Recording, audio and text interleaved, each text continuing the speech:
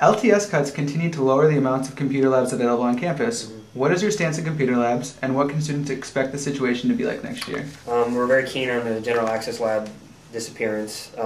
In fact, we've just learned that, disturbingly, they're going to be cutting part of the 24-hour lab in the old library, which to us has been like the sacred lab that they would never touch, and now they're looking to take part of that away. And they removed most of the academic hall's general access labs, which is starting to heavily concern us. Thankfully, we have control over the technology fee, which we look to use to restore at least some of the computers. The lab computers we have now are also at the end of the rotation, meaning that they're the worst computers on campus, and they're also disappearing. What's also more concerning is that the classrooms have been taking over these labs. So our first stage is to at least institute standing stations around the campus. Specifically here in Hibber, there's going to be implementing this fall a series of computer banks, I believe on the second floor, with printers for each 4 computers. So at least you'll have a place to come in, print your paper off, and go to class, as people tend to do, or check your email quickly. And then long term, we have to start building those labs back into academic halls, finding computer space on campus, because unfortunately they've been continually taken away. Absolutely. Okay, great. Parking is going to be drastically affected next year with construction going on around campus with the new student center and the new children's center.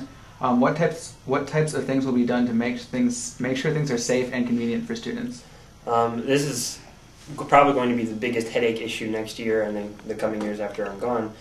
Specifically, during construction for Davies, we're losing 200 parking spots, and permanently, I believe, we're losing 133. To alleviate this for the coming year, the green space between Schneider and Brewer will be a parking lot, a gravel lot, so that will at least alleviate some of the Davies offset.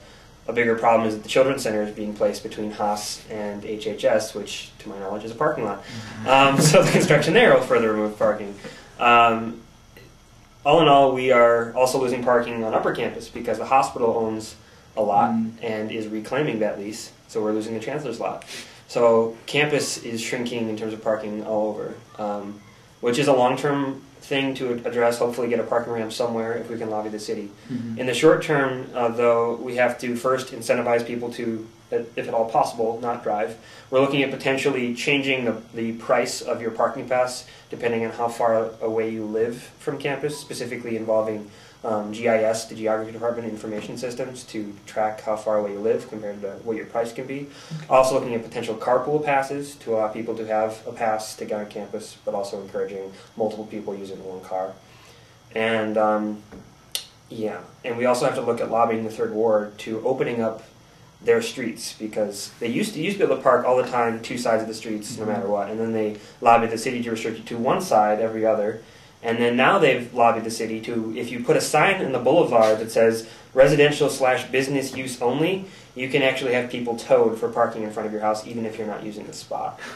So it's going to take a lot of work with the Third Ward Neighborhood Association and the Randall Park Neighborhood Association to at least for them to not view students as their enemy, but instead a lifeblood to the city, because without the university, the city would probably dwindle to a little village. So, yeah, absolutely. All right, I'm changing gears again. What did you think about the previous mascot survey, and how can students expect the situation to evolve next year? And are there going to be multiple options, or is it seeming like it's going to be either nothing or the bird? Yeah. Well, the initial mascot survey was problematic. I mean, we chartered that committee that the chancellor took over on the mascot, but then it was totally taken out of students' hands. There were 2 students on the committee. The committee was secret, wasn't open, and in fact, their paperwork has not been released. They won't actually allow us to see the comment box results from that survey, so we don't know how many people actually wrote in the bird as a student initiative that it is. So this past week we conducted our own student survey after the resolution we passed, and I suppose I can announce the results. I'm the administrator of the survey. It was about 4,400 returns, and which is more than the Google Commitment Survey, by the way. And about 80% of students said they wanted a mascot, and 20% said they did not. And then we asked the second question, did you want the bird, the ox? We initially offered the Voyager, but those who created the Voyager said they didn't want it on the survey anymore because they were apparently personally and professionally attacked before for offering that option. And we offered none of the above. Yes voters voted almost overwhelmingly for the bird, I believe about 70%. None of the above was second, and the ox was in third. no voters, people who didn't want a mascot, almost equally at 45% for the bird and none of the above, and the remaining percent for the ox. So overall, the bird was the big winner. Students clearly want that as their mascot. There are many comments that said that they like the idea of a bird, but not necessarily Casey Driscoll's bird, because Casey doesn't have a background in costuming. And as we said on the survey, it wouldn't be the final image necessarily, and the university, if they were to adopt it, would presumably get a design team together and develop a mascot. Looking forward, if we don't get the alumni on board, the whole thing's dead. So both Casey and student government are going to have to work with the foundation, specifically Kim Way, who runs it, and the Alumni Association to persuade them that A, we should have a mascot, because many alumni think that we shouldn't, and that secondly, that it should be some form of bird, the mythical bird that is discussed. So we'll see how that issue shapes up, whether or not the alumni listens or cares what current students think, because they think they're the most important shareholder, and we think we're the most important shareholder. So. Okay, cool. It seemed to become more apparent this year that the student body isn't entirely informed on topics, I guess. Will you try to make things more transparent, and will you try to get more student involvement next year? You know, we always try and get more student involvement, and sometimes we reach out that hand and no one reaches back. This past year, I'd say we got the peak of student involvement, but as soon as we passed the Blue Gold commitment, that student involvement crashed to nothing. I was unopposed for office. We couldn't fill portions of the ballot. You know, student involvement pretty much crashed after the Blue Gold commitment was over.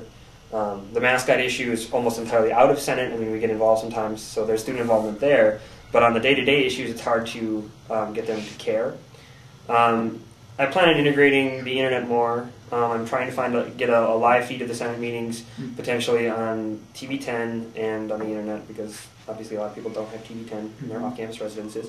And potentially doing some form of more web integration, basically, to allow people to watch what Senate's doing, but not necessarily have to come to every meeting on Monday, because I don't expect most students to come to a 6 o'clock Monday meeting and stand there for 5 hours, because even for us, that's grueling enough. So we're hoping to use that as at least an avenue to reach out to students, because the more traditional like listening sessions and trying to physically reach them hasn't been working. So we're going to try to use web integration to hopefully reach out to students.